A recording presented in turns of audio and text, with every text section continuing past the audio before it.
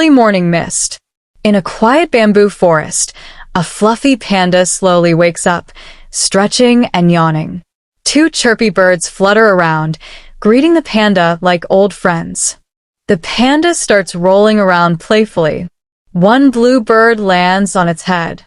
The panda freezes and then giggles in panda way, rolling more and playing peekaboo with the bird. The panda sits down and munches bamboo.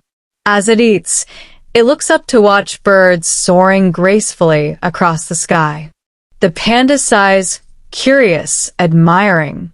Inspired, the panda ties large leaves to its arms, trying to imitate the birds.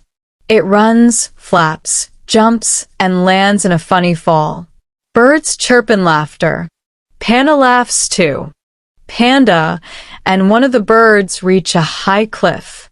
They sit side by side, watching the sunset in silence. It's peaceful and magical. Rain begins to fall. Panda looks up, delighted. It starts dancing and spinning in the rain. Birds fly in circles around it, sharing the joy.